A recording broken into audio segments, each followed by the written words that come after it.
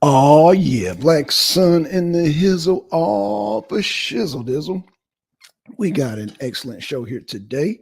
So yeah, this Wrestling Wednesdays, man. So we're gonna give down. Oh, we're gonna have a good time. We're gonna have a good time tonight on Wrestling Wednesdays. Y'all know how we do, man. It's going down.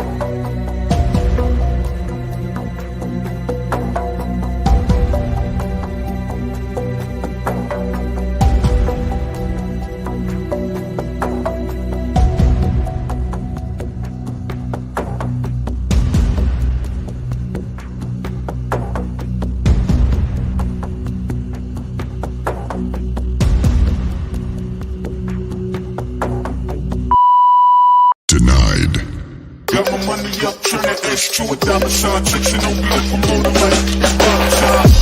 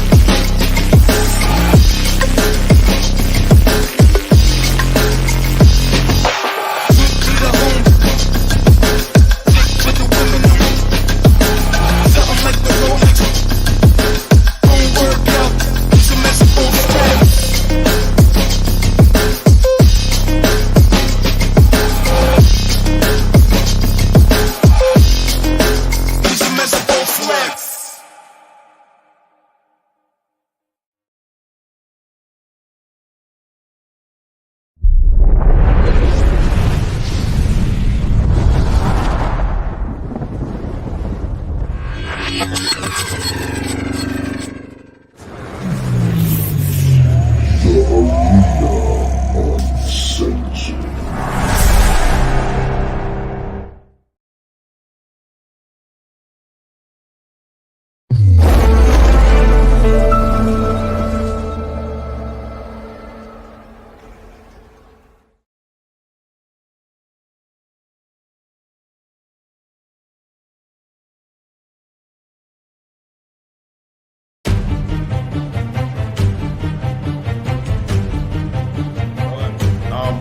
Before we start the show, though, seriously, on a serious note, I don't know if you saw the news, but this morning, Jay Briscoe died in a car accident.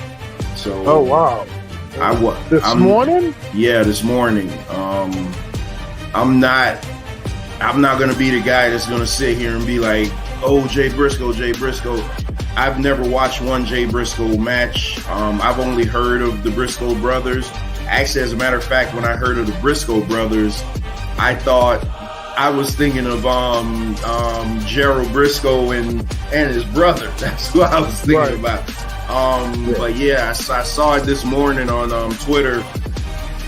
Him and another person died, and then they're also saying that it was a kid in the car also, but I don't think the child. Wow. Yeah, I don't think the child died. But yeah, man, terrible. I mean, because especially to the independent Ring of Honor circuits, he was their everything. The Briscoe brothers. I don't know anything about them, so I'm not gonna go crazy. I'm pretty sure AEW will do a tribute to him tonight.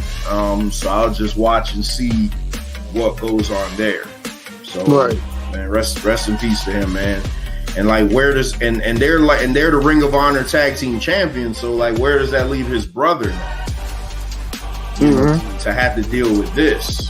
Yeah, it's crazy. But it's a tragic situation, man. Then he had his kids with him. Like, damn. Yeah, see, that's what I heard. It was another passenger and a child. Yeah, both his daughters was in the stuff I seen earlier. Both his daughters were in the car. One of his daughters actually has broken vertebrae in her back. Oh. So she had to have surgery today. The other daughter just got nicked up real bad. Dang, so both his daughters was in the car when he died in a car accident. Oh man. Yeah. See, I didn't see that. When I saw the story this morning, it just said that he was killed in a car accident. I didn't get the details because it said it was another passenger and a child in the back, but they said the child was okay. Yeah. Actually, both his daughters. So the other person that got killed was actually the other person in the other car. Oh, okay. Yeah, the other person in the other car was killed. Jay Briscoe was killed, and then Jay Briscoe had his two daughters in there with him. And like I said, according to the report, she had to have surgery today because she got broken vertebrae in her back. The oldest daughter, 38 years old. Yeah, that's jacked up, man. That's horrible. I can only imagine like how his brother feel, man. Like, yeah. And then like that's you. When you hear about the Briscoes, I've never seen them wrestle, but when I hear about the Briscoes, I know you talking about, you know, Jay and Mark. Man, yeah, that's sad, man. Life is just ridiculously short. Ridiculously short.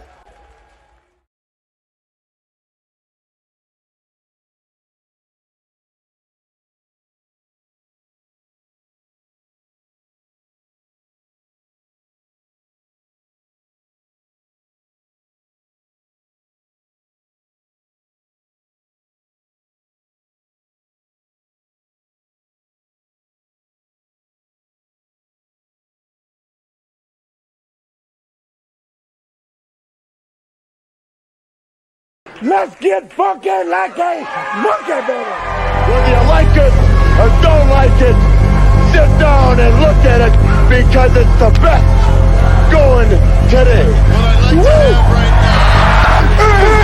It doesn't matter.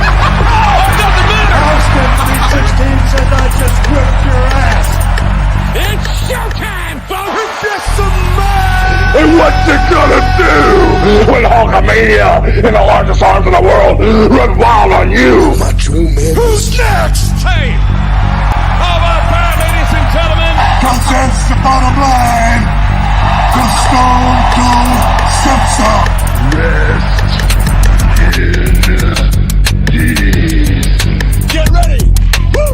We are on tour and we're doing it better than anybody else alive. What time is it? Tell me what time it is. You're talking to the Rolex wearing, kid stealing, woo, wheeling dealing, limousine right, jet flying, son of a gun, and I'm having a hard time holding these alligators down.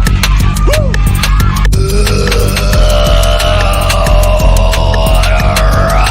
Always true. So this goes to all my freaks out there. Big Papa Pump is your hookup. Holler if you hear me. See, you don't know where the macho man is coming from, but the cream will rise to the top. Oh yeah. Can you dig it, sucker?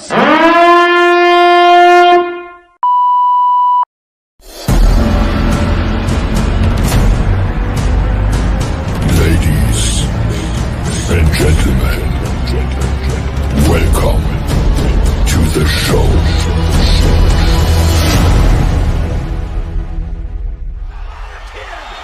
Make yourself famous. I just had an out-of-body experience. What did we just see? What did we just see?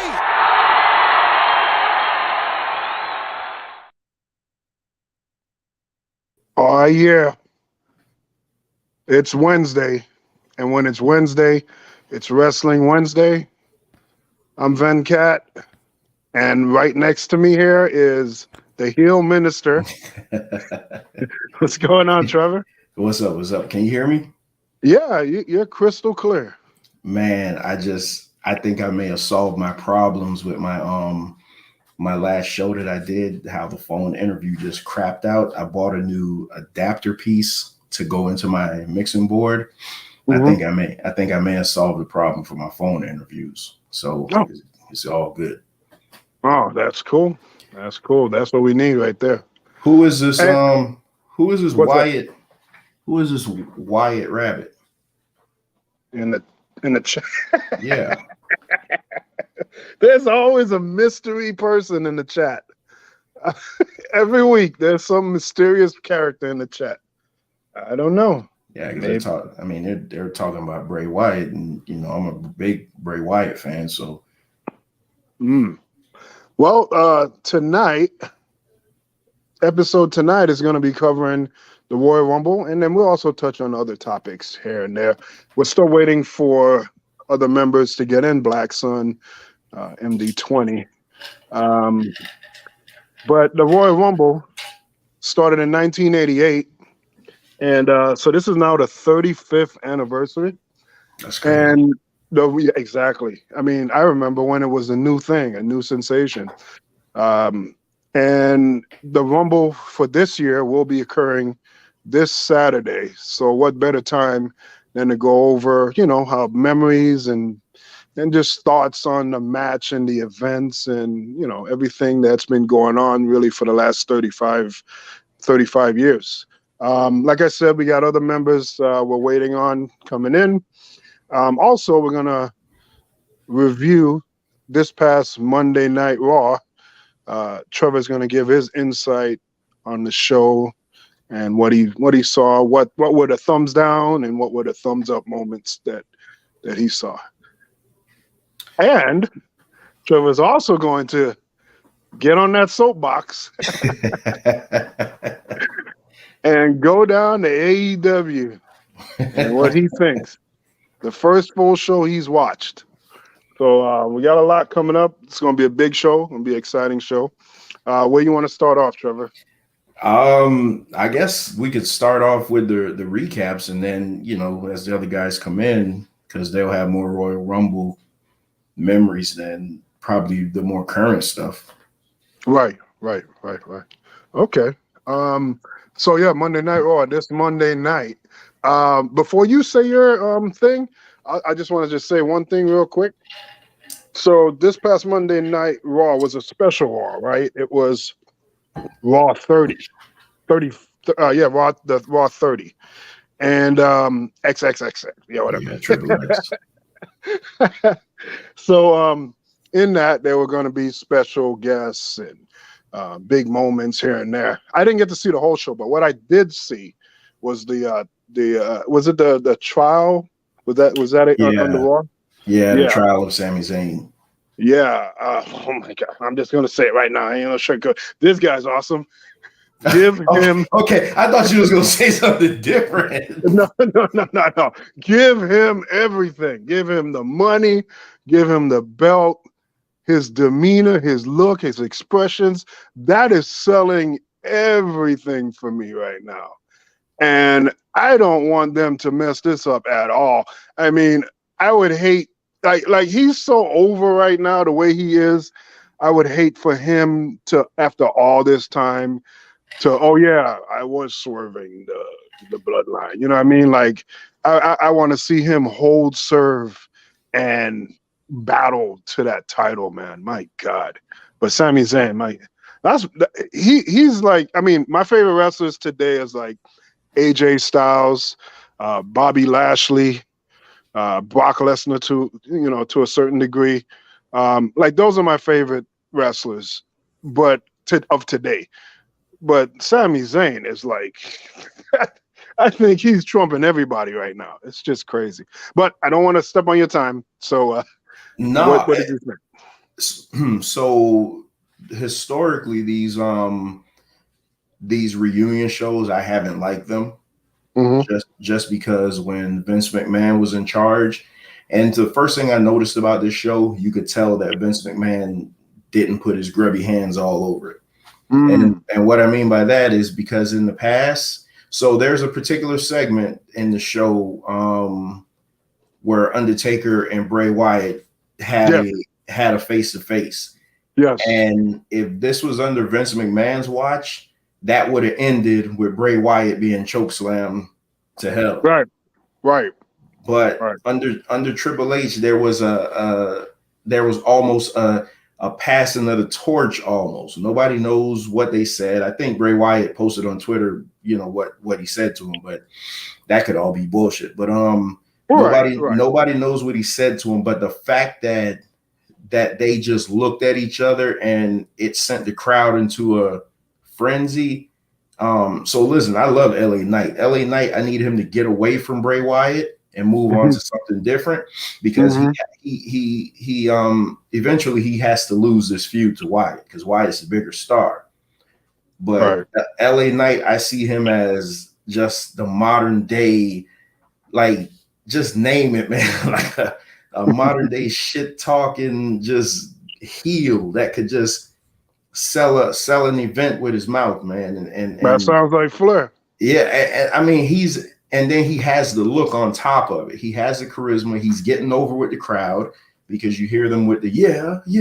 So that part was brilliant. I'm a Bray Wyatt fan and everything, but let's get to the main event of the show. The main event of the show obviously was the first hour. I did not see what happened with Hulk Hogan. I heard his mic went out on him. So go figure. I didn't see the opening of the show. But as I've said, the Bloodline storyline is the best thing in wrestling. And I would agree.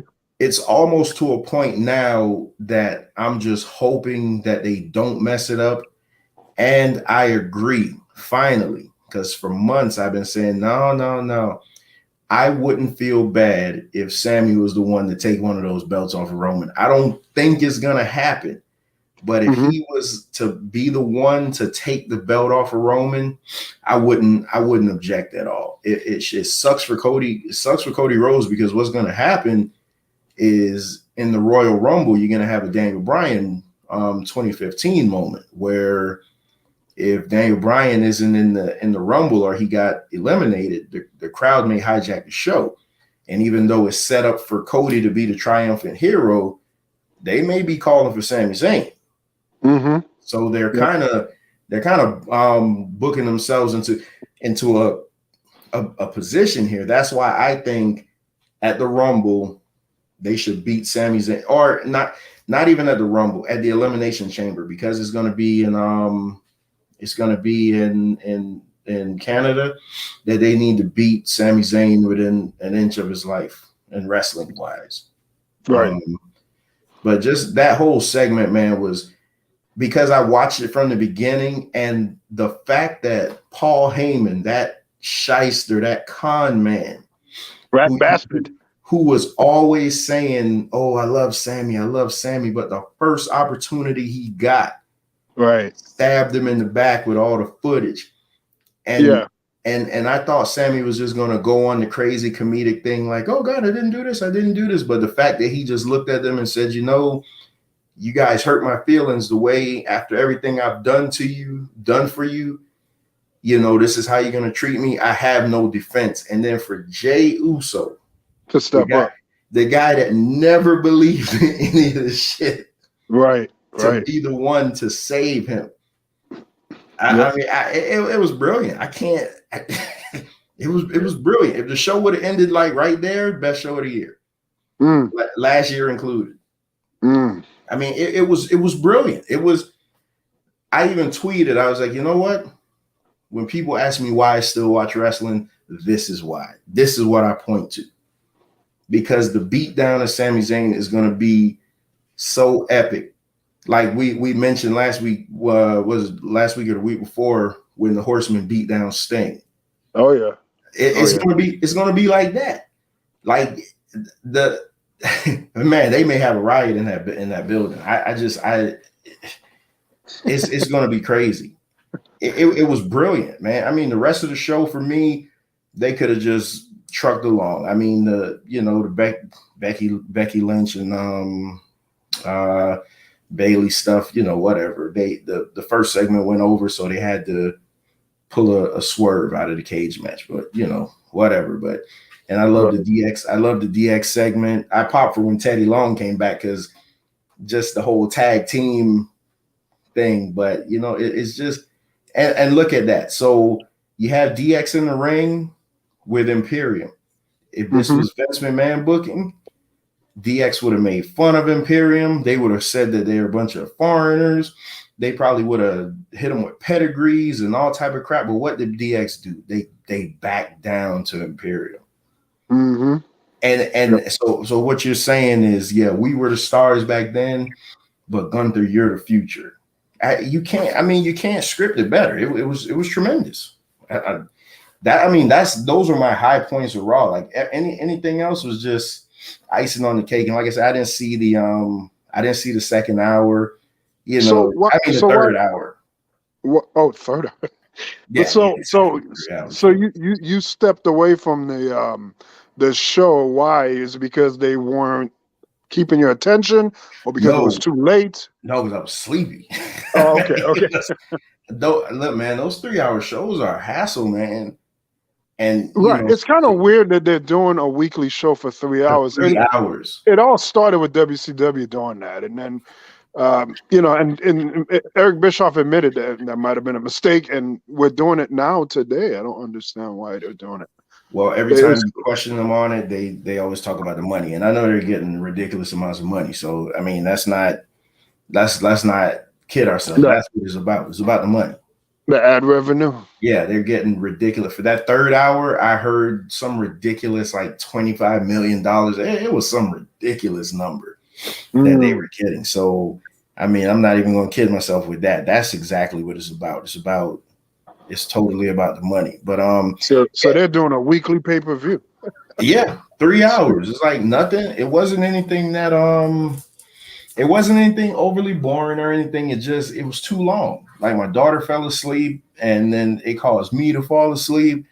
And that's the other thing too, right? So it's long like that. You would think, well, let's put it earlier 1 hour so that the last hour could be like, maybe that last hour has to be later because prime time is 9 to 11. But if Raw starts at what, 8 o'clock, right? Yeah, 8 to 11. So why not start it at 7 to 10? I don't know, man. It's why not just make it 2 hours? Hell, if Raw was a 90-minute show, it'd be the best show on TV. Oh, there you go. Yeah, right. Because you wouldn't have time for any of the filler, and because if you look at that show, so if you dissect that show, it's a bunch of filler. It's not even like they took an hour and a half before they had the 2 matches. And then we didn't even talk about the tag team match, the Usos and Judgment Day. When Jimmy Uso got hurt and I love the fact that they threw the X up because that's what made me like, oh shit, man, he got hurt right before WrestleMania. But then I thought about it, I'm like, nah, this just plays into the story. Roman told Sammy to take care of his business. And I like how they kept storyline continuity. Again, if Vince was there, they wouldn't have done this. But Adam Pearce said, I did it for Judgment Day last time, so I'll do it for you. Let's do the Freebird rule mid-match. Right. And right. Man, when Sammy came in, man, the guy is over, man. I don't know how they're gonna handle the Rumble. I really don't. Because Cody was the odds-on favorite, but man, I don't know.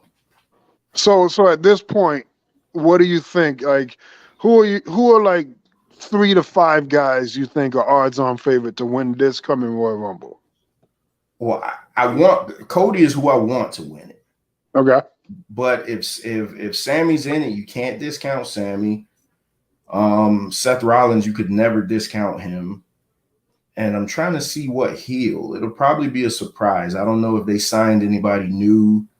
Because you got to have a heel in the Final Four. Austin may be in the Final Four because there's rumors that Stone Cold might be in the Rumble.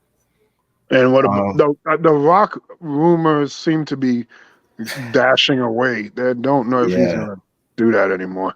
Or they could just be working us. It's possible. They could be working the hell out of us because he says that he doesn't have time to get in shape for the match, but he knew that this was the direction a year ago. Right. So Right. I mean, And not only that, I mean, he just had a failure of a film, with the Black Adam movie. I didn't even watch that. Yeah, I watched it, and it's not overly bad, but it's not great either. And to be honest, the end credit scene with him and Superman was the best thing about the movie, because the movie, it's just falls into that formulaic stuff. It wasn't special. Was it a DC movie? Yeah, it's a DC movie. So it could have been a lot better. Really good. They haven't been good at all. Well, no. Well, I mean, the Shazam movie, that was good. That was very entertaining, surprisingly so. And of course, Joker, that was good. The Joker movie, that was pretty good. The last Batman movie, it was okay. It wasn't bad, but it wasn't great. They can catch something every once in a while, but overall, yes, I agree with you that it could be lackluster. But they're blaming everything on The Rock. I mean, The Rock is just getting dogged right now about how bad, the movie did not make the money it needed. I guess it had a high budget and it hasn't recouped that money, so it's a flop in a lot of people's minds. But so with that being said, The Rock has all this negative energy. What better time to go away from Hollywood, come back to wrestling, get people in an up frenzy, and get your name back up there again? Because right now, his name is in the mud right now. But let's look at it on the opposite side. With him being drugged through the mud, now you really want to come work for Vince McMahon's company? So, I mean, can you imagine what the critics are going to say? They're gonna be like, man, you flopped as a superhero. Now you're gonna go work for the guy that pays off all these sexual, allegations. Oh boy. Yeah, they ain't gonna do that one. Oh, but yeah, boy. but I'm trying to see. I mean, I think Seth. Oh, you dropped off. All right, I guess Venkat dropped off, but so my picks would be Cody winning the whole thing with a dark horse of Sami Zayn, Seth Rollins, Brock Lesnar will probably be there at the end. I guess that'll be it. Okay, Venkat is back. I don't know what happened there. But yeah, and I'm shocked that it still let me be on.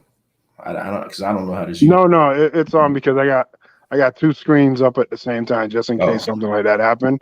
So I got my computer running and my phone. So it's like a safeguard I have. Yeah, but those are my raw thoughts. I mean, good show, one of the better nostalgia shows. I love the fact that, I mean, what I am over is that you bring 30 legends to the show and then you stick them in a poker game. I'm tired of that. I didn't need to see Ted DiBiase on the screen just based on everything he's dealing with. Right. Like, why would you do that? Yeah. So it's like, learn the room, learn the temperature of the room. It's just, Ric Flair is Ric Flair. He's going to cry when his daughter comes out. So, whatever. But yeah, that first, you take that first hour and you take that opening segment and that tag match and the DX segment out, then it was a shit show. But I mean, those three things were strong enough to give it a thumbs up for me. Oh yeah. So, so we're gonna do the soapbox segment. Yeah. Yeah. One thing before that though, last week's show, you were gonna answer the scrolling question on the bottom about the moment of the year and the wrestler of the year. You were gonna do that, and then we went into WrestleMania itself. Did you want to cover that right now since you didn't have a chance last week? Oh, my wrestler of the year is Roman Reigns for 2020. Roman Reigns, yeah, part-time guy. That doesn't matter to me. Big time Roman. Big. Time Roman never had a bad pay-per-view match. Never. Well, what about the match you said at WrestleMania? You said wasn't good. Okay, well, okay. So 1 out of 20. I mean, but his average is ridiculous, man. Big time Roman, and he hit on everything in 2022. Right. And the match that he had with Logan Paul, it should have never been that good. Oh yeah, that match. I enjoyed the hell out of that match. I saw it live when it was happening. It was great. That was great. That wasn't good. That was great. Yeah, him and Brock Lesnar at SummerSlam. Come on, man. That was so different. It was just, Roman to me, and in honesty too, because I don't watch the other guys. So to me, Roman Reigns was the wrestler of the year for me. Moment of the year was the return of the prodigal son, Cody Rhodes. That was the moment of the year. Yeah, I never thought that would happen. And what about your match of the year? Ooh, match of the year, I'd have to give that to. Okay, so if I had to do like my personal favorite match of the year would be Stone Cold and Kevin Owens, just because I'm like, come on, man, Stone Cold's back. But match of the year, oh man, I'd have to go Cody Seth, maybe a Hell in a Cell, or no. Sorry. Nope. How the hell could I forget this? Gunther and Sheamus at Clash in the Castle. Oh, that was a hard hitting match. How the hell could I forget that? Yeah, that was a hard hitting match. That was like Vader and Stan Hansen. Like, that was artistry. That's what you think professional wrestling is supposed to look like. Right. Is that people look like they're getting hurt, not actually getting hurt. Like it just. Right. Yeah. Right. That was great. What they call that, the strong style or something? Yeah. Well, that ain't, the strong style would be what they do in Japan with the right. But that's the closest. Yeah. WWE's version shots of and shit like that. Yeah. Foolishness. Just outright foolishness. Okay, folks, now it's that time where we jump up on the soapbox. Trevor has some stuff on his mind, and he's going to let you know. This is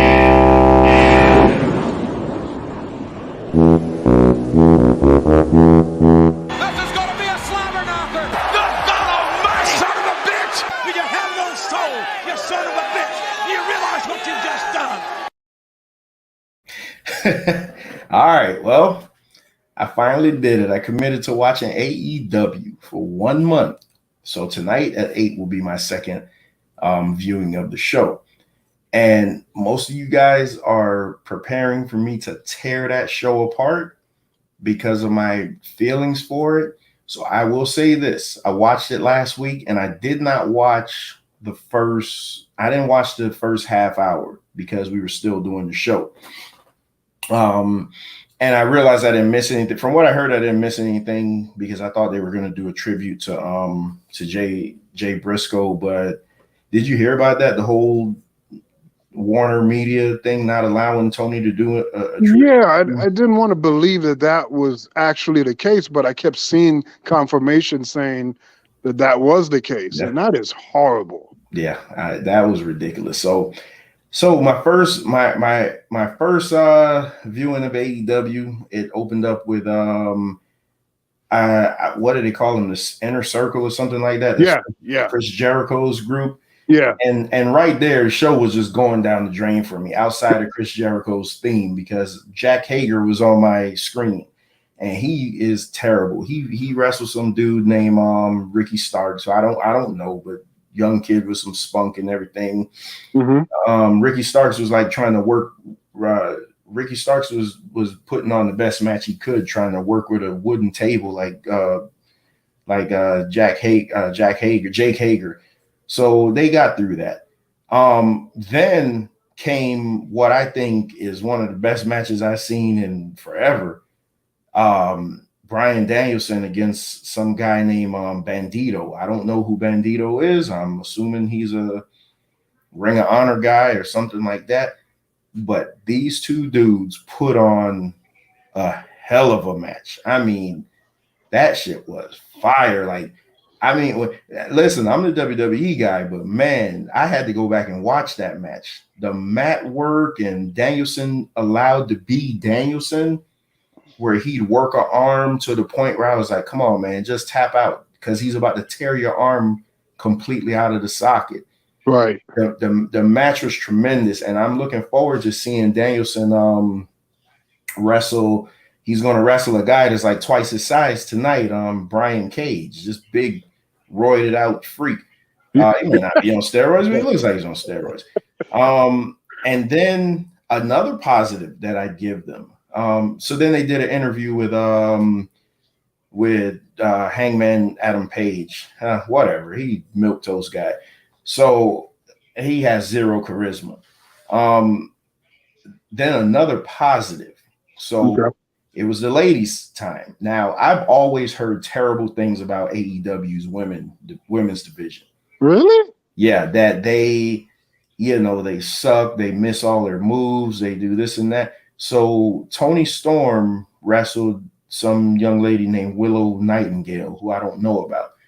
And anybody listening, all I'll say, just Google Toni Storm. Man, worth the price of admission right there. But I'll digress. What I learned about AEW's women division, those broads lay their shit in. Yeah. And I love it. I mean, them two chicks were beating the holy piss out of each other. Wait a minute. Toni Storm. Oh, what's up, Blackson? Toni Storm was I mean, I can't believe what I'm hearing. She was doing sentons and shit like that. And I mean, I'm like, good Lord, you're gonna kill this girl.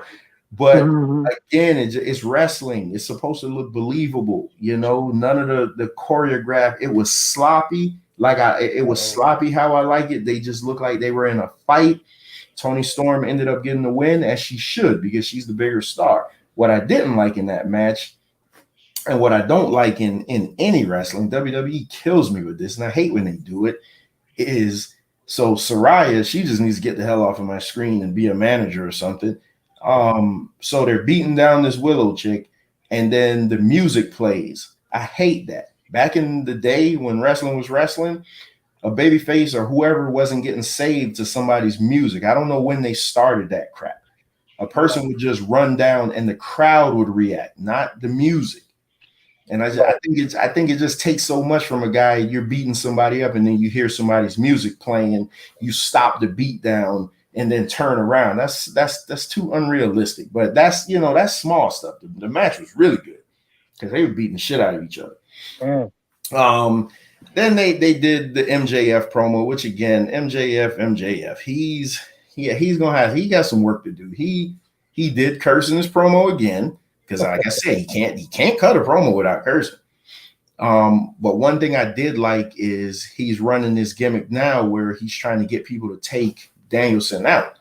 So he's walking around with this wad of money, and he gave Cage maybe like 20 grand to break Danielson's arm, and then he slapped the shit out of Cage in the process to kind of hype him up. So I love that. That was, hey, listen, I give somebody credit if they do something good. That was good. I think what did it for me for this show is I didn't see any Young Bucks.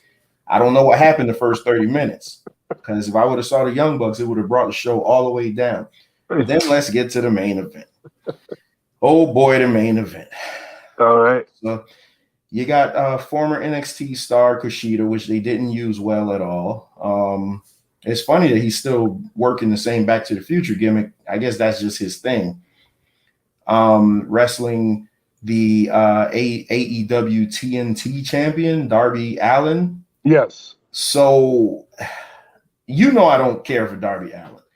I don't know why you disrespect him. Because he just looks like it's the look for me. But what really did it for me that I really didn't like is the fact that Darby Allin comes through the ring, through the ropes with his shitty music, and then 10 seconds later, the icon, the legend, just casually walks out of the back behind him.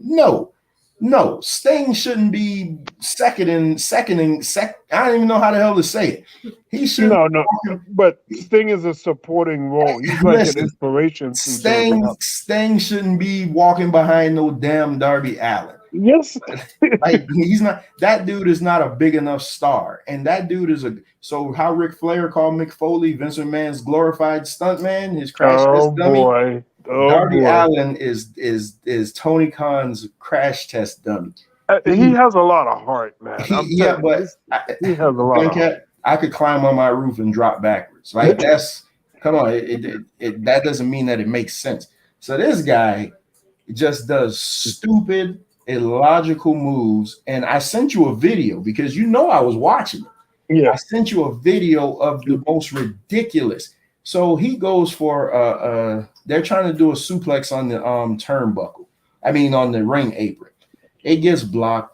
Darby Allin is supposed to do a stunt dog millionaire on the ring apron. He missed it by 100 feet.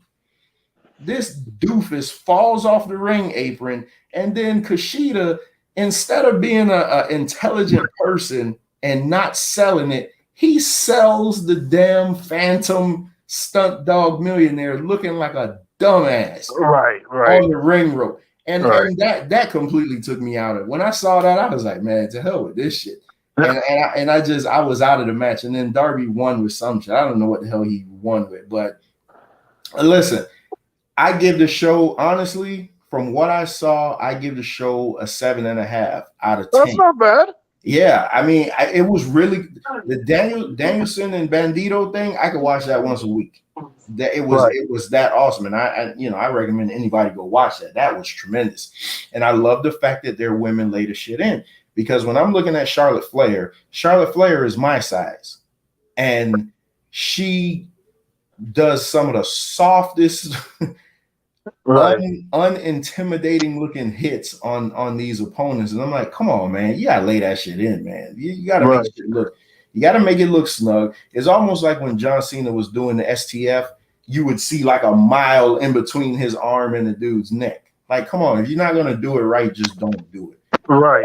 But I give it a 7.5 out of 10. It was good. I mean, I think it benefits from being in a smaller arena. The crowds are much more livelier. One thing I noticed about the crowds, they're predominantly men, and there's no kids in the crowd. So that would be ECW vibes, which is why you would get a crowd like that.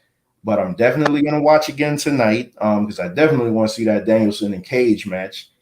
I don't have anything negative outside of Darby. I mean, so the fact you got a guy like Darby on the TV, but you don't have Miro on TV, come on, man, that's ridiculous.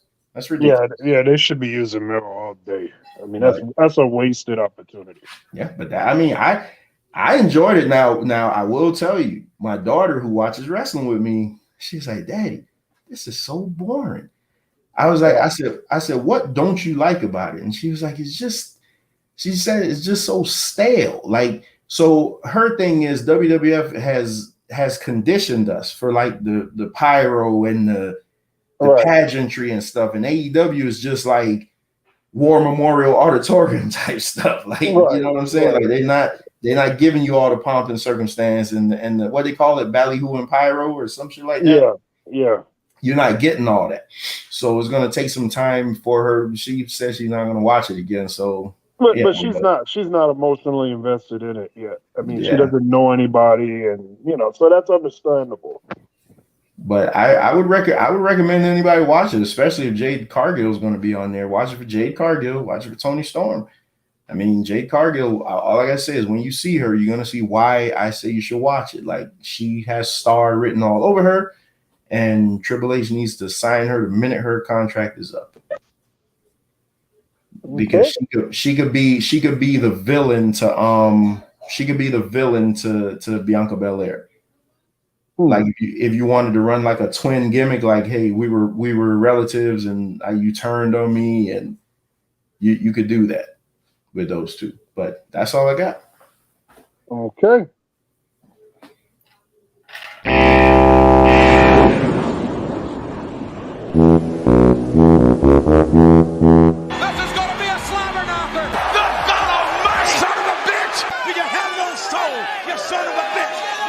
realize what you just done? I love that, man. So, hey, Blackson, what happened with the debate scheduling? Blackson is like Roman, he's sleeping. Oh, But that was the extended 2-minute soapbox. yeah, it was a good show though. That's cool. I mean, and again, that was just the first one, so you got to give them an opportunity to build up. Just as long as you keep Young Bucks off my TV. And you know what? I think the Young Bucks did come on because I heard them say that they came out without their titles, but that may have been at the beginning. Right. Because I missed the first 30 minutes. And that's the interesting thing too, because the Young Bucks were involved in that scrum battle in the back, right, with Kenny Omega. Yeah. And they were suspended, and now they're back. Kenny Omega's back. CM Punk, not so much. Because CM Punk was the aggressor, though. Yeah, I know. CM Punk was also the dumbass too, but I don't know if he's going to come back. I guess the thing is that he was injured anyway, so he could just be away healing. Yeah, they can't fire him off of an injury. No, well, Eric Bischoff did, but whatever. Well, yeah, it doesn't look good to do it though. Bischoff did it. He did it to Stone Cold. Golly. Yeah. So we'll have to see how that goes down. But I think with the money invested and the money they made since he's been there, even though you don't like the guy, just finish out that contract, see where it goes, and try to get your money's worth out of him.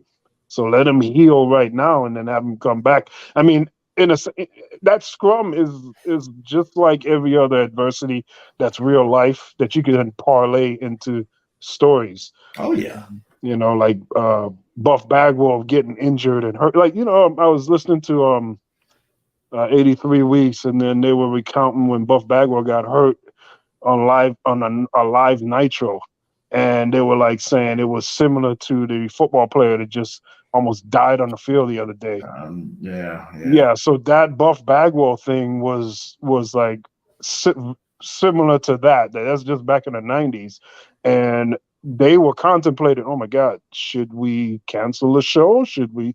But then they're like, well, we have all this money invested in ad revenue. And, so like they were actually contemplating, should we shut the show down, shut Nitro down, because Buff Bagwell was legitimately injured. And then they had him come back here and there in a wheelchair, and they were just kind of like building promos off of that. And the whole Vince McMahon screw job with Bret Hart, taking that whole heat and turning it into bigger goal for the company down the road with storylines. So AEW can use this scrum thing if done right, and they could build it up even bigger. It's potential. I would. You would? Yeah, I mean, you got to strike while the iron is hot. And can you imagine? So just paint a scenario.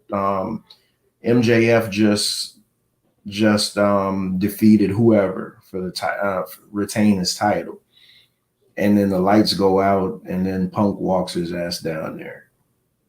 It writes itself. It writes itself. Right. You get at least 3 months, and then I would make him job to Kenny Omega and the Bucks. I would. Yeah, I would. Oh Lord. I mean, if Kenny Omega isn't WWE bound, I mean, those contracts are coming up soon. Yeah, they are. And I heard they made like a 7-figure offer to the Young Bucks a couple years ago. Wow. But these tag teams, WWE doesn't put stock on tag team wrestling. I mean, Triple H is trying to do it, but with the old man doesn't like tag team wrestling. So can you imagine what he would do with a team like the Young Bucks? And look what he did with the Revival.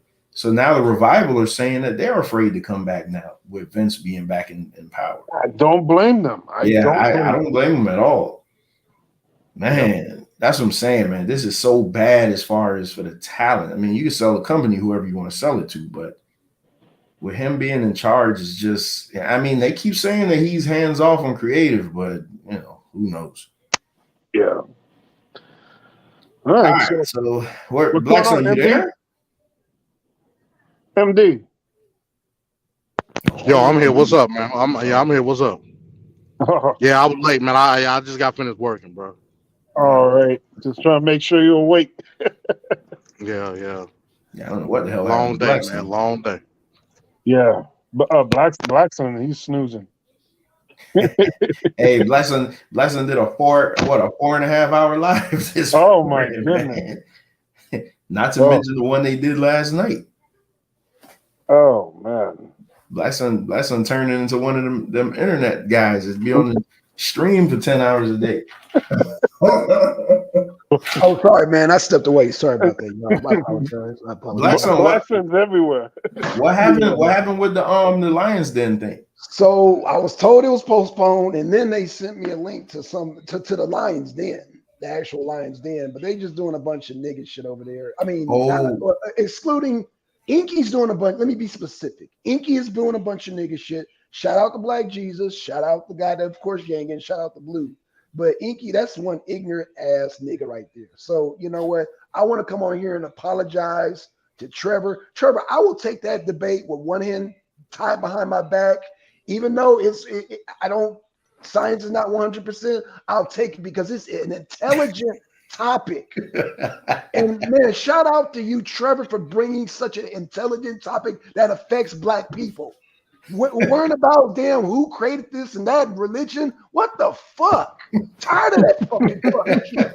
That shit is fucking retarded. So again, I apologize to you, Trevor. I apologize to your wife because I know. Let's do that debate, sir. And I will take. I'm gonna admit it now. I will probably lose that debate because it's not 100%. But I know you're gonna come with it. Let's do it, man. I want to do a real debate. This shit. I'm just fucking disgusted that I wasted my fucking time. And I'm sorry. I apologize, Venkat. I apologize, MD20. I know you guys are talking wrestling, but this is some bullshit. I apologize to you brothers, man. And again, Trevor, if you want that debate, I will give it to you. That is an intelligent debate. God damn. Like, what the fuck?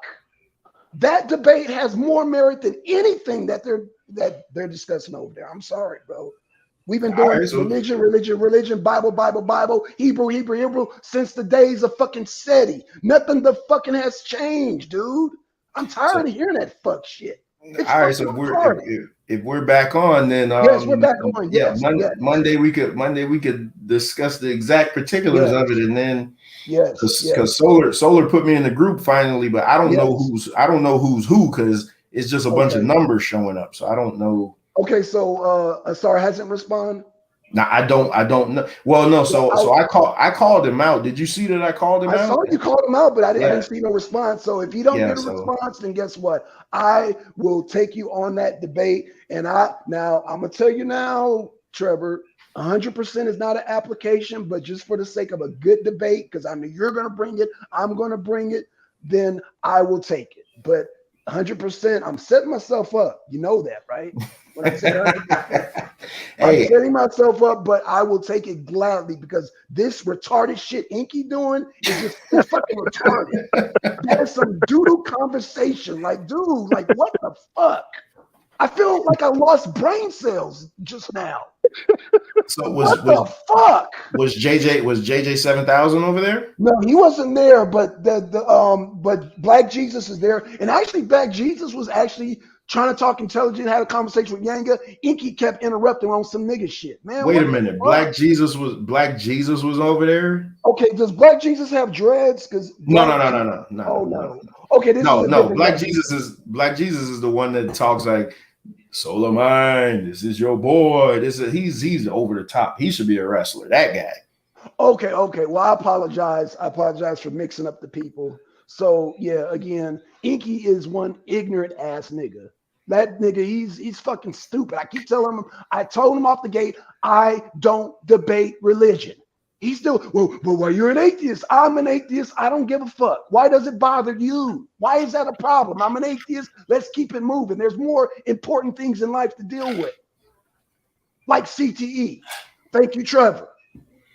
Yep. All right. So Yep. y'all here is Let's make it a on. real fucking topic. Yeah. You know what? And it's not even about, man, this is a real topic. This is what the fuck we need to have. Thank you, Trevor, for setting the bar so goddamn high. Even though my hands tied behind my back. But yeah, thank you. But even if I lose, that will be a debate I will be proud of. Win, lose, or draw, I will be proud to do that damn debate.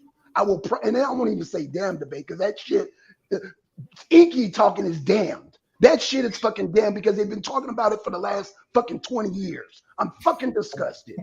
Shit. All right, y'all. I'm sorry. Yeah, man. I apologize. I know we got to get back on the topic, man. I do apologize again, Venkat, Trevor, MD20, man. I'm sorry, brother. But yeah, we back on, brother. And however you want it, man. I'm proud to be a part of an intelligent topic. It's an intelligent topic, you know. So yeah, let's do it, brother. All right. I tried before the live. I guess I was on a delay because Blue kind of called me out at the end, and I put in the chat, but I guess you had already clicked off. I was like, so what you trying to say? Because I couldn't get on the panel. Oh, but I was trying to see what Smokey wanted. Like what was he saying? He was like, he said something about my energy, so he definitely want a shot. So Trevor, he's in the chat. So he's in the chat, brother. So just call out Blue, out whoever you want.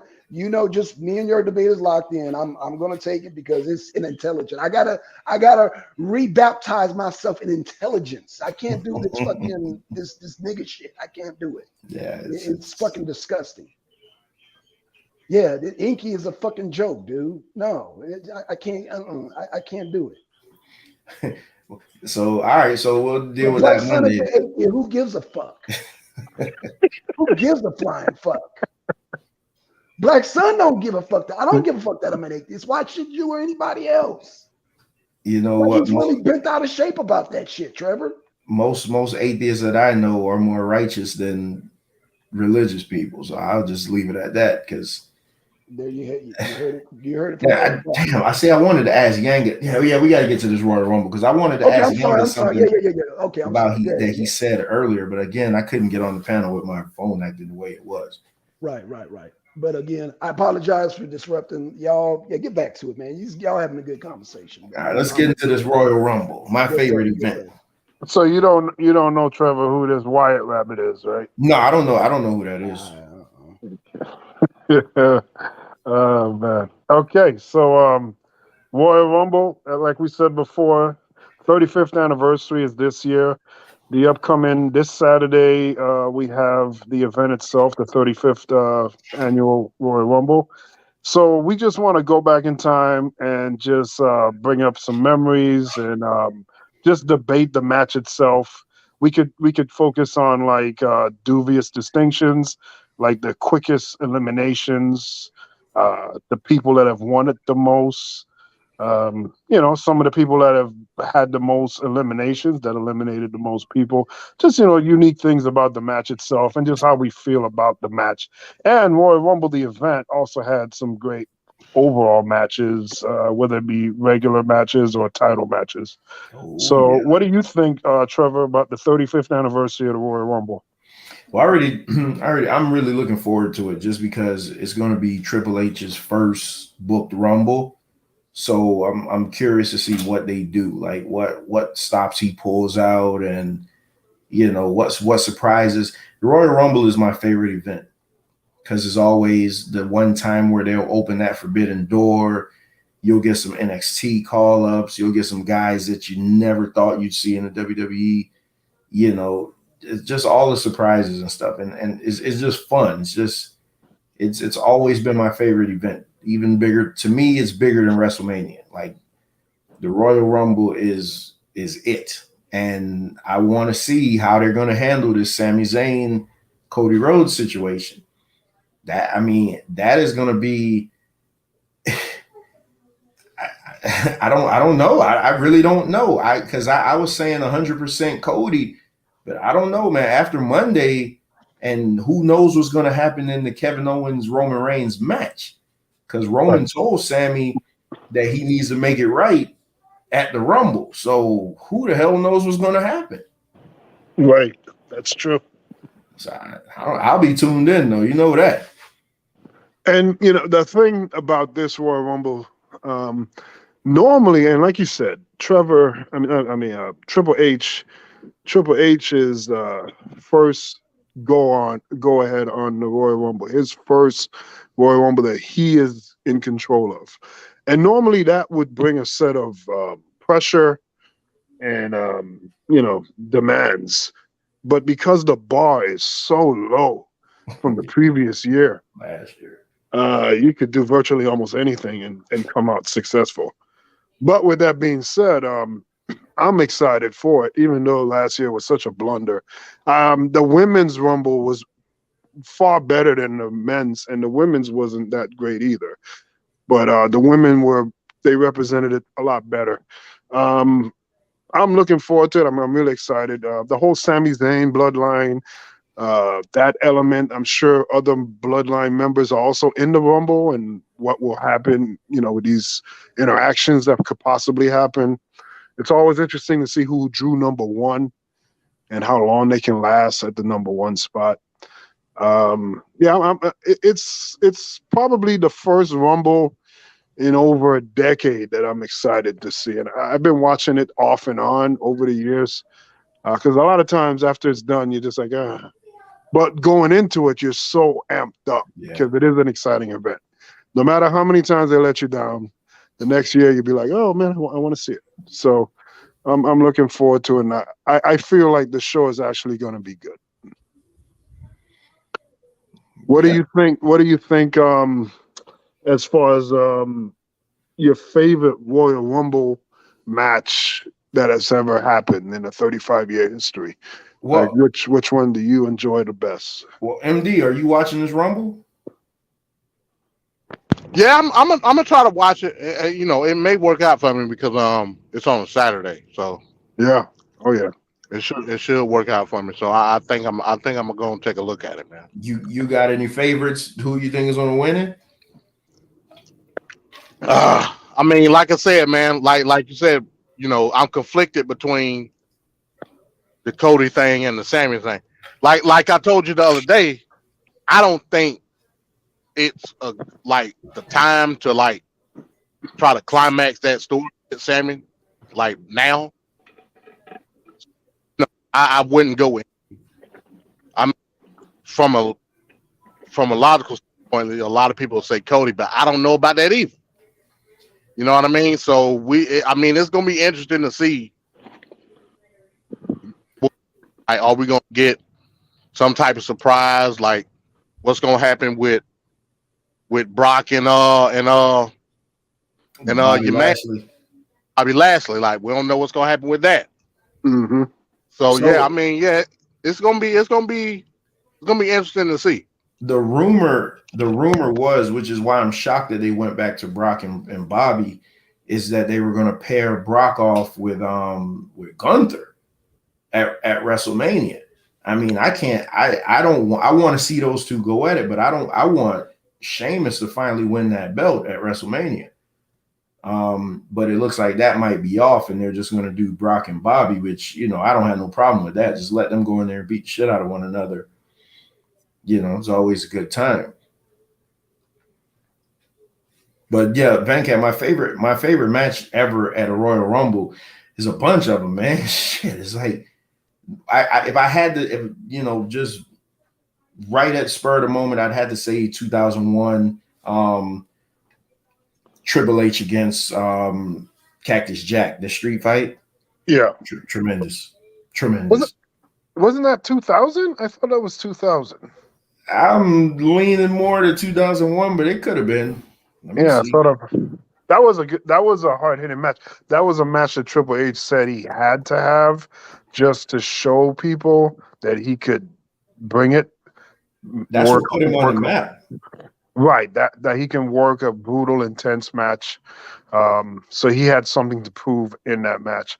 So you notice he'll be more focused and more, just more into the match to get it to a place it needs to be. So that match came out great. I mean, Cactus Jack, he doesn't get enough credit. I mean, even when he was in WCW, Like a lot of matches that he had over there were really great matches that just go under the radar. You know, he had that match. He had a series of matches with the Nasty Boys, and they're all classics. All classics. Those matches where he tagged up with Max Payne, Cat the Jack, Max Payne against the Nasty Boys, and they had a match in Spring Stampede, and they had another match in Super Bowl IV. Those matches, it came out of nowhere, and they were hard-hitting, brutal matches. And that's back in '94 when you didn't see that regularly. Yeah, and ECW, those ECW chants and all that stuff that was going on in ECW had yet to happen. And you saw hard-hitting, no-nonsense wrestling. And he brought that. So when Ric Flair says that Cactus Jack is a bona fide stunt man or stunt double, you know, that's kind of demeaning to Cactus because he's he paid the price, and he's been involved in great angles, storylines, and matches. It's not just him doing stuff for the sake of, hey, I just did this high risk thing. He paid the price in there, and he should be respected. I don't understand why people try to demean what he's done in that ring. It's senseless to me. People should go back and watch the lead up to that match, because I'm a big lead up guy. That's why I used to love old wrestling, because they would always show you, let's go back to, we show you all the events that led up, because that's when especially WWF. They would always do that at WWF. Yeah, Triple H beat the hell out of Mankind, and then that SmackDown, Mankind came back and was like, the fans deserve a better opponent because Mankind can't beat Triple H, and then the fans started booing, and then he was like, but I know somebody who can, and then he started taking off the mask and shit. I'm like, oh fuck, they're letting him bring the Cactus Jack persona back. But speaking, you want to stay with Mick Foley, let's talk about 1998, one of the most controversial things. Who is that? What was that? 21 unprotected chair shots to the head? Oh my God. Yeah. Whew. Yeah. Oh boy. Yeah, can you imagine what's going on in his mind? He doesn't even walk straight these days. Why isn't he suffering CT? I'm not even going to bring it. But I mean, come on, everybody's different. Don't get Blackson started. Hey, I can't wait for the debate, man. Bro, he got hit 21 times in the head, unprotected, to a fact that they wanted to fight The Rock afterwards and say he took liberties with the guy. Yeah. That was another good match too. Yeah, but that was sick, man. After a while, it's like, come on, man, stop. You know what I mean? Like, just stop. Yeah, well, they should. I mean, at this point today, there shouldn't even be chairs at wrestling matches. Like those kind of chairs. They don't sit on those chairs anymore. The chairs are different that they sit on. Yeah, they're padded. Right. Chairs. So I don't even understand. But you know why they do that, right? Huh? You know why they do the padded chairs, right? Why? Because it's good for the ass? No, so you can sell them. So you what? They sell them.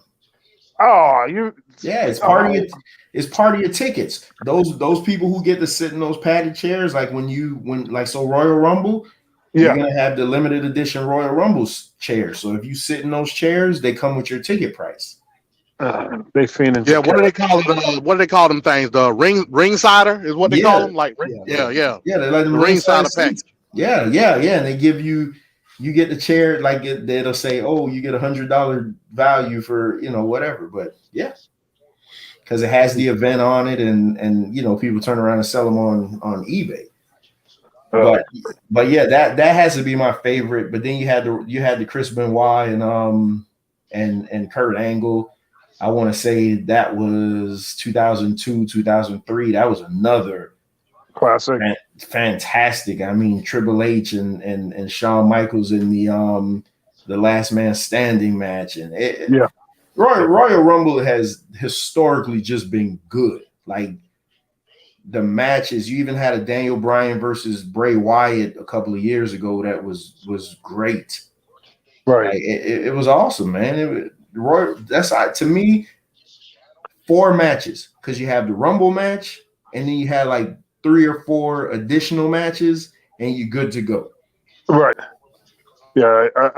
Yeah. I mean, it's straightforward because with a regular event, you may get 8 to 10, 11, 12 matches, but you know there's going to be a filler in there somewhere. Whereas with the Royal Rumble, the Royal Rumble itself is worth the price of admission, but then you got like blockbuster big fights attached to it. When on a good year. Yeah. It's Not every year is good. I mean, what was you guys' first Rumble that you had? Well, first of all, have you guys ever been to any Royal Rumbles? I went to the one that Rey Mysterio won in 2006. No, I never been to. I went to 2002 when Triple H came back and won. Okay, that was in Atlanta. Yeah. Okay. Yeah, that was that one. Yeah, that I mean, hell, his comeback on Monday Night Raw prior to that, jeez. I think they ran his song for 10 minutes straight and they wouldn't stop cheering. Yeah, my first experience, like I said, I not being exposed to WWE till later on. My first experience was in 1993, the Royal Rumble in 1993 when Yokozuna won. But to me, what stole the show that night and made me a Bret Hart fan was Bret Hart and Razor Ramon for the title. That was a good ass match. Okay, that was the title match there. Okay, that's what made me a Bret Hart fan. That was the one. That was the one where Macho Man did the dumbest thing in the world, like he got Yokozuna down and then tried to pin him. I mean, I know why they did it though, so you could get the visual of him pressing him off of him over the top rope. But I mean, that just didn't make any practical sense. I don't remember that match, Bret Hart versus Razor Ramon. Yeah, it was Bret Hart and Razor Ramon. That was the WWF title match. Prior to the Rumble match. I gotta go back and watch that. And at that time, Razor wasn't even in the WWE for that long, but they gave him a title match. I forget what for. He had to look though, man. He was. Yeah, he did. The fact that he was being the diamond stud. Yeah, the fact that he was never champion is a travesty like that. Yeah, for sure. Especially when you look at some of these title holders that we've had. Yeah. Oh, God. Yeah, Razor Ramon, man, he was awesome, man. He was better than Kevin Nash. I mean, he just wasn't, Kevin Nash was the guy that if you see him in the airport, Vince did the airport test. Vinny Vegas? Yeah, well, if you see him in the airport, you're like, oh shit, you have to turn around and look. Oz? That's the airport, the part of the Master Blasters. You remember that team? Yeah, he was. So what do you guys remember? So okay, so let me ask you, because I Venkat is the one that's probably going to do some pushback with this. Venkat or Blackson, what's better, a battle royal or the Royal Rumble? Oh, Royal Rumble. Oh, I'm shocked that you said that. No, because the battle royal. I didn't hear the question. What happened? Oh, battle royal. Okay. Yeah, what's better, the battle royals or the Royal Rumble? The battle royal is just a bunch of beefed up guys pounding on each other right at the get-go. Yeah, and it's so wild and crazy. That's why, like World War III at WCW, where they had the 3 rings, all you just see is bodies flying. The Royal Rumble, you start off with the 2 guys, and it gradually increases, and that's much better instead of this mindless pounding that just starts off right at the get-go. And you could build feuds. Right. And there's so many moments that you can just have. And what I noticed with WWF is when the titles were split, so whoever won the Royal Rumble, whoever the runner-up was, would go for the other title. Like that was always a running thing. But yeah, the battle royals. Well, not always. Yeah, in most cases though. But the battle royals to me, they were clunky. Like they were. I mean, we want to talk about a clunky battle royal. We can talk about the Bunkhouse Stampede. like you gotta get your guy over the cage. Yeah. What is that? That's Dusty. Right? Dusty didn't. Yeah, he didn't do good on that one. Yeah. What about I always liked it. What about TNA version, the Gauntlet for the Gold? I never watched TNA. Oh well, I mean it's basically Rumble rules But they did it two different ways. They used to do it when TNA first started. The last two pinfall or submission. Then they start switching it up to triple threat. Last three. Nice. That's nice. I never saw that. I got a lot of TNA DVDs and I watched a lot of their stuff over the years, but I never saw that. That's what you're saying. There sounds perfect. Wait a minute. That's old school. That's old school TNA They stuff. stagger it. Do they stagger the entrance or everybody's in the ring? Yeah. It was classic. No, it was classic Rumble rules. But at the end, they just did. Yeah, at the end they did sudden death, pinfall submission. That right there is the best way to do it. Royal Rumble should be like that, man. Yeah, I wouldn't mind them stealing that. Oh my God, that would be amazing to see that. And that's the kind of like Survivor Series. Like I feel like there should just be one guy at the end that just beats everybody. You know, like they should keep it going. Right, like just because a team of so 3 guys won, those 3 guys need to go at each other now. It shouldn't just be as a team we won. No, just keep it going till we get down to 1. It should always be that way. That would have worked out so good. That concept you're talking about, MD, is I forget what year it was, but it was the year Undertaker won the Royal Rumble. And him and Shawn Michaels were the last 2. And they had a 10-minute back and forth wrestling match that topped anything that year. But it ended with Shawn Michaels getting dumped over the ring. Man, can you imagine if it was the pinfall stipulation? Man, that would have been awesome, man. Yes. And it's amazing. Wow. 35 years of the Royal Rumble, they never thought to do that. It's just weird. You know why? Because TNA probably did it, and Vince was like, but TNA came in existence in what, 2003? You know TNA's been in business longer than WCW was? No, it was not. Yes, it was. WCW was formed in 1990. They went out of business in 2001. Oh, you're talking – okay, so you're talking about – yeah, WCW. Turner's WCW. Right. No, I thought you meant like started. Oh, no, because what? I mean, were you going to say the NWA? No. I thought like even how you put it, WCW, when Turner took over, Turner got him. That started in '88. It went from '88 to 2001. But still. Yeah, I know what you're saying. When you look at it from that, because I mean, technically TNA is still going on. The Impact is TNA. Yeah, but that's crazy though, man. But it never got to the heights of WCW. How the hell is TNA still going on, man? Like, it's weird. Man, I used to love TNA back in the day, man. Yeah. Like early 2000s, shit. Yeah. TNA, but you couldn't beat TNA. Yeah, their WrestleMania is Bound for Glory. I think that's an awesome name for an event, man. Bound for Glory. Like they could do so much with that, but boy. My friend gave me this was years ago. This was like 2003. He gave me a X Division DVD. Now I will say I watched that. That was crazy as shit. Like that was dope. That almost got me into watching TNA, but then I think I turned it on and I saw some old WWF guy, and I was like, nah, I'll just stick. Like, why watch the little brother? Yeah, I'll be so bold as to say, you don't have modern televised wrestling how it is today without TNA.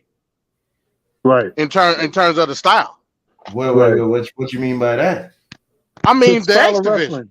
Yeah, that style of wrestling that you see today. So you mean with the flippy not to say it wouldn't still happen, but I mean it being modernized into TV form.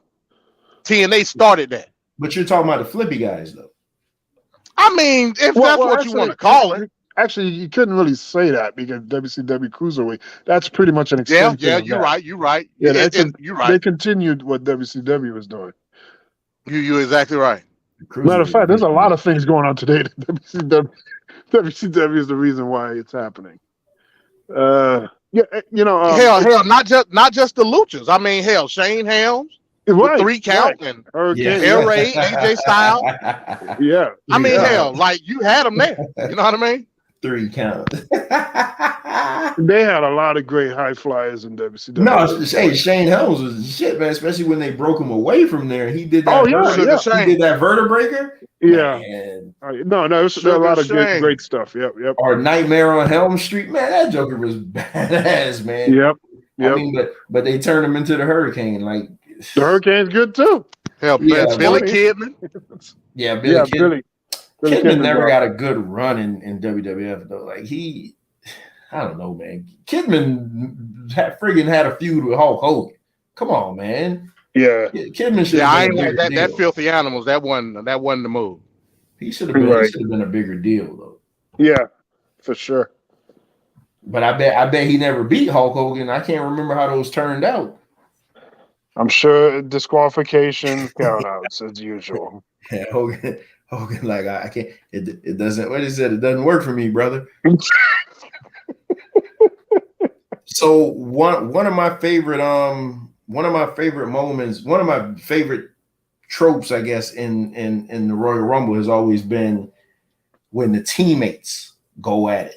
Right. What year was that where Demolition started out 1 and 2? That was like 1989 or 90 or something like that. Right.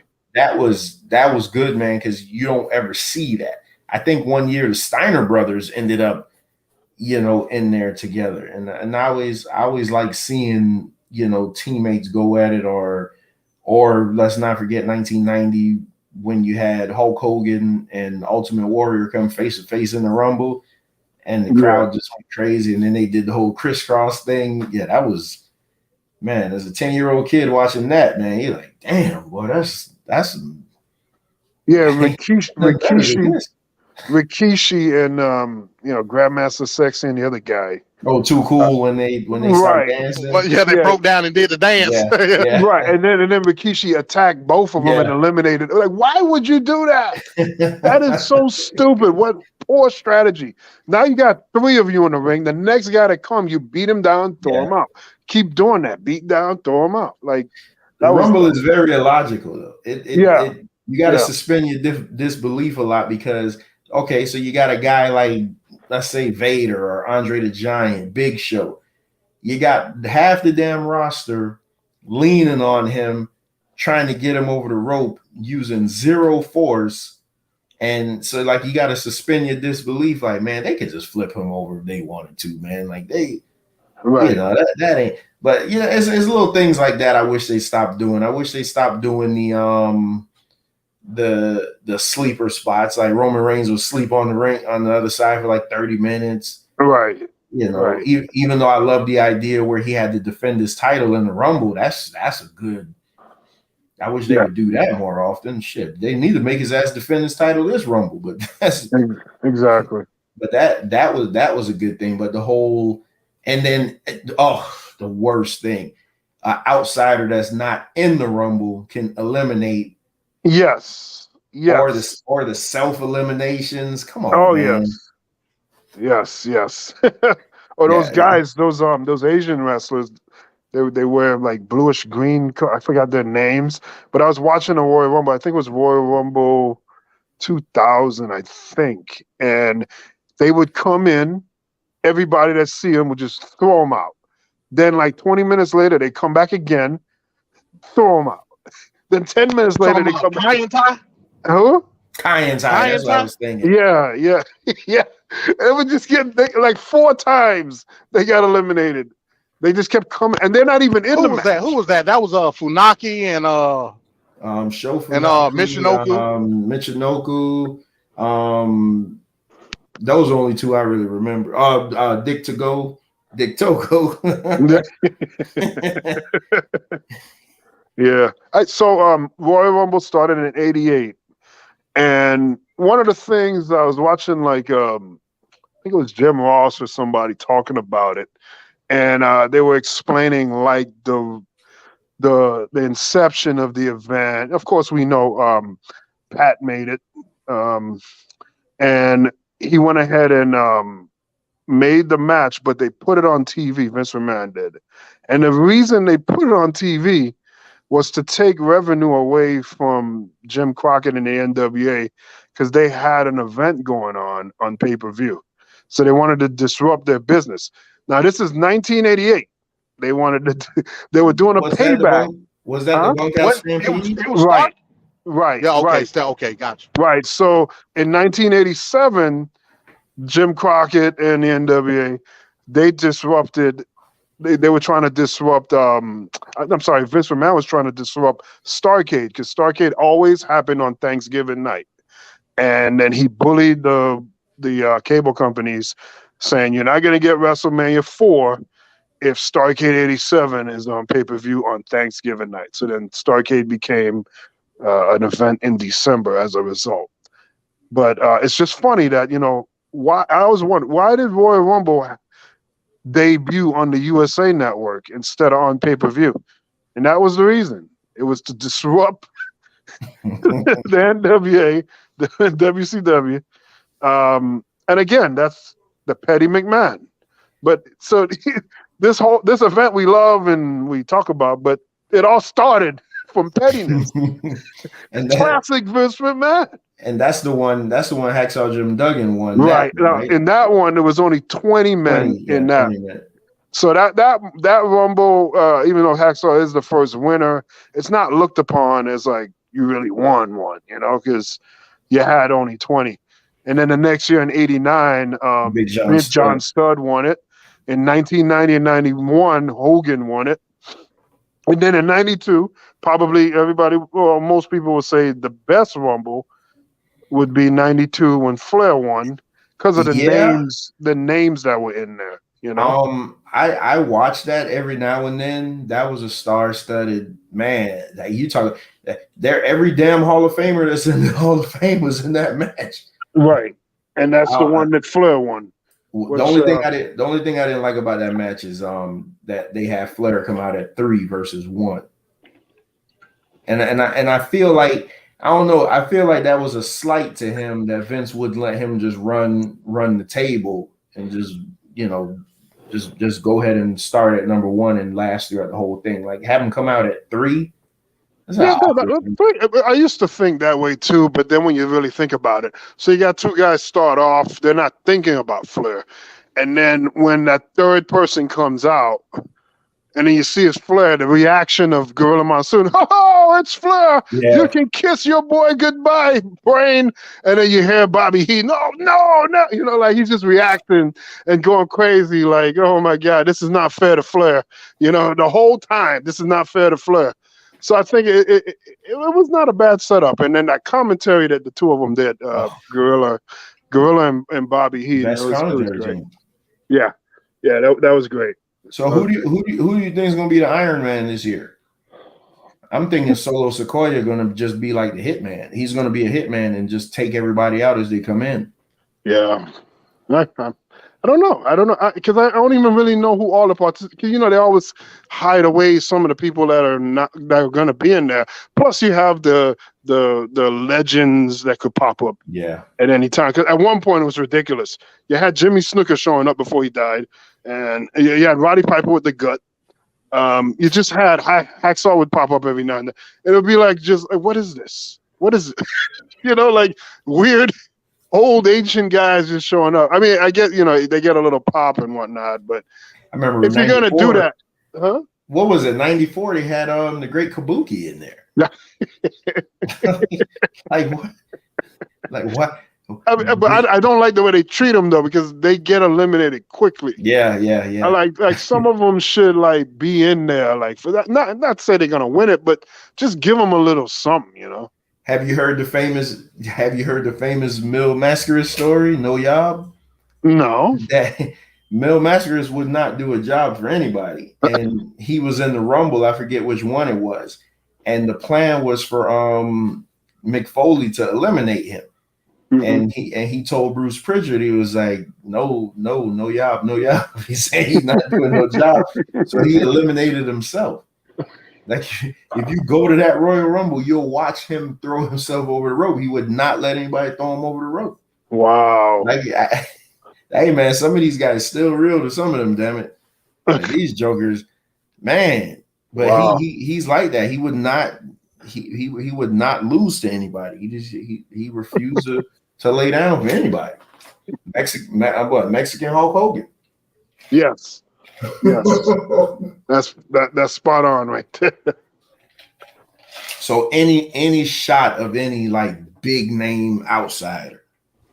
Well, we're all hoping for Rock, but from what I've been reading, they're kind of cold on that happening because of like what you're saying, him getting in shape and with WrestleMania and everything. But if he's going to be in WrestleMania, he should be at Royal Rumble. I don't want him in the Rumble, man. Why not? That's the place for somebody like that to be in. Because then he'll have to win it. It's like no. He don't have to win. Exactly. All these legends we just talked about, they get eliminated quickly and whatnot.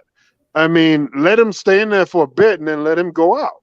They aren't the biggest superstar in Hollywood. Like how you gonna have The Rock in the Royal Rumble and he doesn't win it? And he's never won one. Yes, he has. He did the tie with Big Show.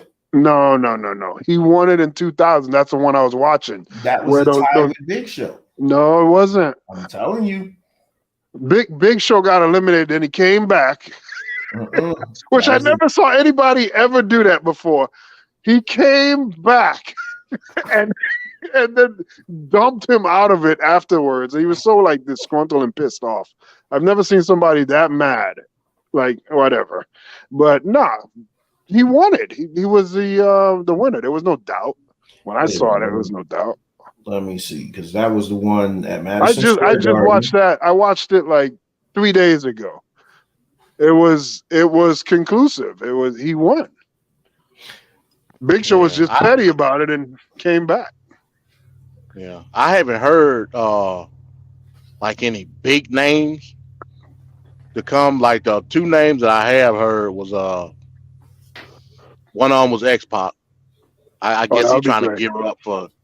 I guess he's trying to gear up for one last run. Well, that would be great. That would be great. Another one I've heard is Zack Ryder. So I guess his wife, she's already signed. Yeah, she's already signed. So I'm hearing that he might be an entrant coming in. I mean, which will be it'll be cool because I mean, as far as like the indies, like he been kicking ass in terms of the indies. You know what I mean? So. What was that sighing? No, finish him, D, because I want to answer your question. Oh boy. No, that's all I was saying. I mean, it'll be a good redemption story for him because I mean, he's been doing his thing in the end. You can't. What does kicking ass on the indies look like? I mean, hell, he does. You know what I mean? It ain't that I'm that, but you can't deny it in terms of MD. You going MD, out. you sound like an edited version of The Sopranos. And like I said, I don't watch it, so it ain't like I'm saying, I'm just telling you what the pundits say. I was at an indie wrestling show, which I hadn't had that much fun at a wrestling show before, but man, the card ain't that great, man. Like, the guys aren't. I mean, these guys are doing good because they're former like WWE guys, but man, like GCWs and House of Glory and all that stuff. I don't know. But I'm wondering, see, you guys ever think any Japanese guys would I mean, that would be great, but they're not going to do it. So what I'm hearing, and this may be a long shot, MD may love this, but I'm hearing Muta may make an appearance in the Rumble. Now, if that happened, that would be the biggest thing ever right there. But what I'm afraid of, nobody's going to know who he is. Oh, please. That's the great Muta. That is the great freaking Muta, man. Cat, if it was an AEW audience, yeah. WWE audiences are so casual, like they don't know anything about wrestling. Like, so even if it was an NXT audience, because I remember Jushin Thunder Liger came in a Right. couple of years ago and wrestled Tyler Breeze. I remember when who was it? Talking about the House of Pain, the Authors of Pain. They had just beat American Alpha for the NXT Championship, and Yeah. they were walking back up the ramp, and this man walks out with a newspaper in his hand, and I'm like, holy shit! That dumbass crowd was like, "Who are you?" I'm like, how the hell could you disrespect Precious Paul Ellering like that? Wow. Like you don't know who Paul Ellering is, that's these crowds. They don't know shit. They just so Yeah. Yeah. I mean that's yeah. And that's the thing. That's the league you're exclusively watching. But You know what I'm saying? I'm really down on the crowds, man, because they've been putting on some good shows, man, and giving some good stuff. But the crowds are just so dead. Right. Because they don't really care about wrestling like that. They just want to go to a happening event. It's like basketball, like the Miami Heat fans, that they're not really basketball fans. They're just there to say, hey, I'm there. And look, there's a star in the front row in front of me and whatnot. You just, like, for Yeah, instance, when you're the right Heat were about that. getting beat by the Spurs one year in 2013. The Heat were down by 7 with 21 seconds left to go in the game. They pretty much figured it's over. You see a big portion of the crowd exiting the arena. That's every sporting event, though. No, because then the Mhm. Heat came back and they were actually up by 1 with like 2 seconds left. That's And when Ray Allen hit that corner three. you saw that crowd running back to the door to try to get re-administered into the building. Like that was crazy. That's definition of bandwagon jumpers. Have you ever watched like NFL? Because I know you don't watch the NFL, but have you ever watched NFL when the teams are getting their ass kicked? Their fans are leaving. You know how hard it is to get out of an NFL stadium? Yeah, but Hell, go to a Falcon game. Yeah, man. I left the Dolphins Jets for a chance to go to the playoffs. I left with 5 minutes left in the game because I wanted to try to beat the traffic, and I still took me 2 hours to get home. I would sit my ass right there, let everybody else leave, and I would just sit there and just be in the arena. Like you pay all this money to get in there, it's like whatever. Like, if it's another 30 minutes just to sit down, enjoy the ambience. You say that, bro. I mean, I went to there was a game when the Heat were playing the Lakers when Kobe Bryant was on there, but Kobe Bryant was injured, so he was just on the bench. And I wanted to stay there. You know, the people I with they're ready to go, but I wanted to just stay there, especially with all these people getting up at the same time. It doesn't make sense to try to be in that. Just have a seat and relax. Yeah, and Miami let fans everybody are else terrible. leave. Huh? Miami fans are terrible. Like they're not real fans. That's the problem. Fans. It's about going out. It's about being seen, right? They're not there for the actual event. Like it's like a person that's in Universal Studios or Walt Disney, Walt Disney World, and they're smoking and drinking. You want to be awake, alert, and alive, and experience the event itself, the parks. You don't want to be doing things that you could do at home. Like you could get drunk at home. Why are you paying money to come to Disney World to get drunk with? So that's just the way I look at it. I just think that those are senseless things, but those are not real fans. So frig them. Miami fans are they're frickled and they're not real. Yeah, they're big event fans. Right. I get it. It's right. Yeah, there's no complaint. There's no you're not gonna get any kickback from me on that. They are bandwagon fans. Yep. When the Dolphins are good, we're teamed up. Well, I mean, I'm just a Dolphin fan, so that doesn't apply to me. I'm a wrestling fan, so I've been to tons of WWE events down at AAA and stuff like that, and it's like I'm a kid again. So, like I said, yeah. I was at the 2006 Royal Rumble when Rey Mysterio won. I mean, that place exploded, and that's when Kurt Angle wrestled Mark Henry in the main event, and Undertaker came back in the white chariots. Yeah, and shot his lightning. And well, you didn't see, obviously you don't see the lightning in the arena, but when I went back and watched it at home, you see, you know, the effects, and then the ring broke and all that. So it was just the fact that I was there. And even every now and then when they show highlights of it, I always tell my daughter, I'm like, I was there that night. You know, so I was trying to get her to, every time they come, I was trying to get her to a SmackDown. So we can't go to a Raw, man. I can't have her at, I mean, that would be like a freaking 5-hour show. Oh Lord, because you know they do like main event tapings and all that. Nah, I can't take her to nothing like that. Yeah. Even though she's a Bianca Belair fan and that's where she is, but you know, we go to SmackDown. So, you know, 2 hours, then they record maybe one or two dark matches, bomb, you're out of there. Yeah. Time to go home. But yeah, but just so we're like, for me, Royal Rumble is the tops. Like, to me, of all the events, that's just my favorite event. Like, where does that rank? Just, I'm talking about all over the board. I know you're probably going to say Starrcade, but no.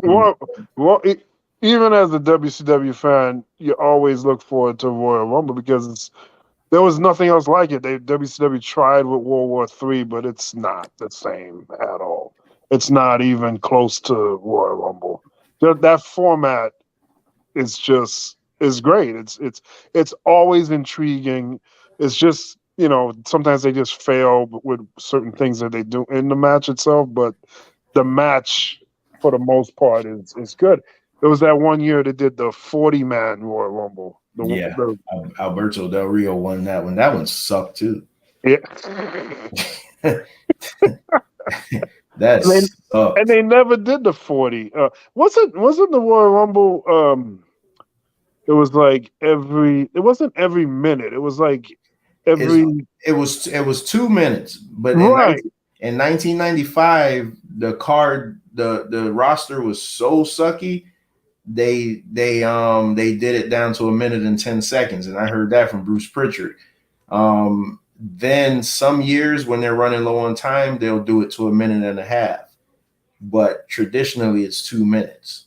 Right. It's supposed. That's what I always felt that, because like I don't like it when it's not 2 minutes, because it feels like people come in super quick. Like you can't even get into the two guys that are right there before somebody else. You just hear music again. It's like it's too fast.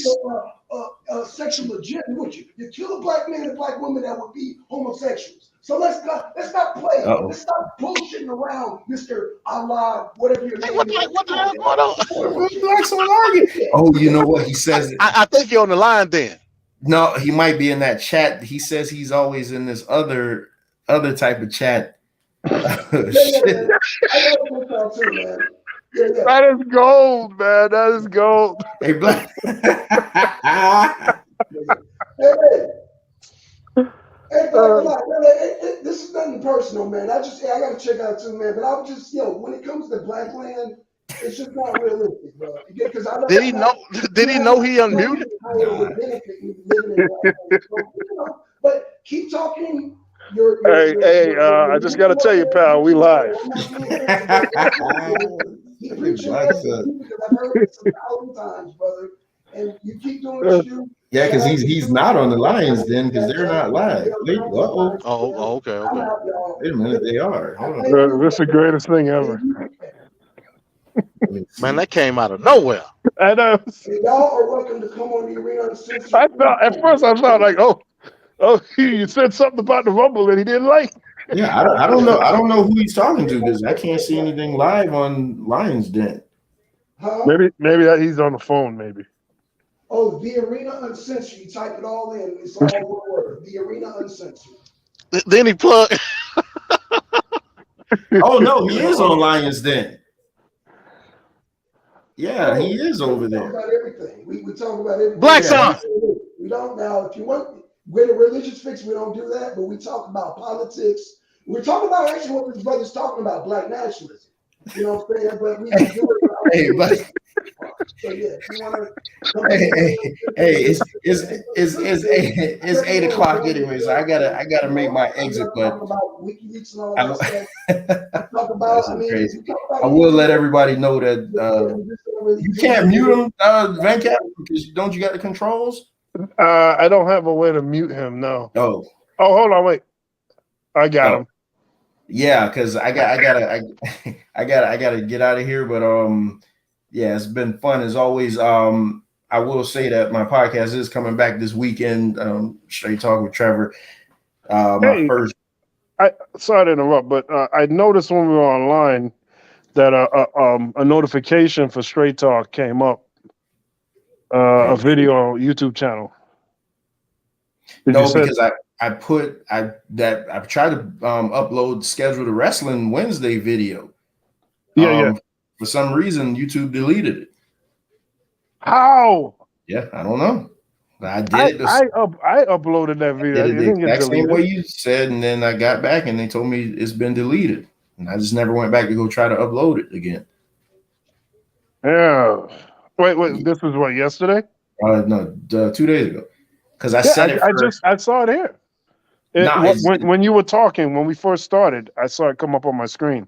Oh, I don't. Well, maybe they finally released it. I don't know. All right, so later on, I'm gonna check to see if it came out because it did show it. Yeah, but let me see. Oh yeah, there it go. Just came up, and it's already hit with a copyright claim.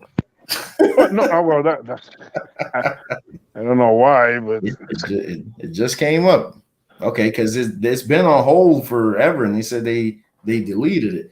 But yeah, what I was saying, the show's coming back this weekend. My first show back is gonna be entitled the importance of the Black father, but it's really good. It's gonna be a dedication piece to my dad. His birthday was Monday, so hopefully I could get him to come on the show. He's kind of weird about that, but then I have another one scheduled after that where he gonna get into the weeds because somebody asked me a question today and I had to be myself, but they asked me if you think people are born gay. So we're gonna have to talk about it. So that'll be the one. That'll be the one that'll get me struck again. So it's all good. But when are you gonna be live? I don't know, man. I really this YouTube thing, man. Like I like doing this, but I'm not. I love the podcast format. Like I like doing this, the wrestling shows, and jumping on here and there, but the whole live thing has really been turning me off lately. Just why? What I see going around. What turns you off about being live? It's too much of a commitment for me to have to set up, and then I had to see how my schedule is going to go as far as with the debate league and this and that. It's pulling a lot of my time. All this stuff is pulling a lot of my time, man. And I got my daughter, telling me I'm not spending no time with her at night, and so she takes top priority over everything. So right, but okay. Yeah, so but yeah, man, it's been good. Y'all going I guess you go over to the Lions then and see Blackson Oregon. I'm about to get ready to lay it down. I'm gonna see what the hoopla is about, man. Looks like him and Blue is over there. Yeah, I'm gonna go see. Hey, what's the topic for next week? Next week is the greatest WCW matches of all time. Oh, okay. Are we going to review? Well, we got to review Rumble too. Oh yeah, that's going to be in the show. I mean, yeah, the topic is the topic, but the show still has other elements. So yeah, your top 10 WCW. Oh yeah, I already know what my number one is. Ain't even got to think twice. You just go back a couple of shows. But yeah, man, fellas, it's been good. I'll check you guys. All right, man. Peace, man. Right, peace. Thank you. Have a good night. You too. All right, everyone. It's another episode of Wrestling Wednesdays. Be on the lookout for the premiere, as Trevor talked about, his Straight Talk with Trevor show. That'll be premiering with the importance of a Black father and that should be a great show for the Straight Talk with Trevor podcast. That's available on all major platforms that provide podcast audio, like Amazon, Spotify, Google Podcasts, Apple Podcasts, so on and so forth. So he also has a YouTube channel, Straight Talk with Trevor. You may want to visit that channel, check out some of his content, like and subscribe his videos and channel. Like to thank MD20 as usual with his insight. Like to thank Blackson. No, he's yelling and screaming right now, but thank you guys for coming on to the show tonight. Another great show. So next week, like we were just discussing, the show next week will be top 10 WCW matches, the top 10 greatest WCW matches of all time. So we'll all run down our list of our favorite WCW matches ever.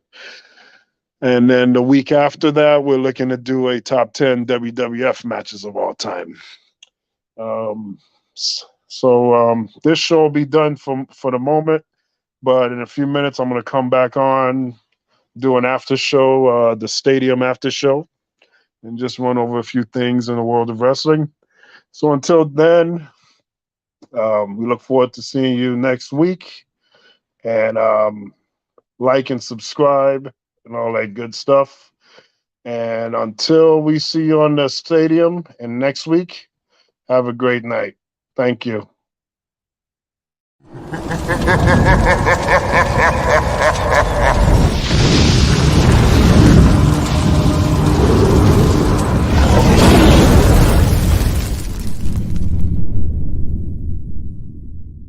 The Arena of Six.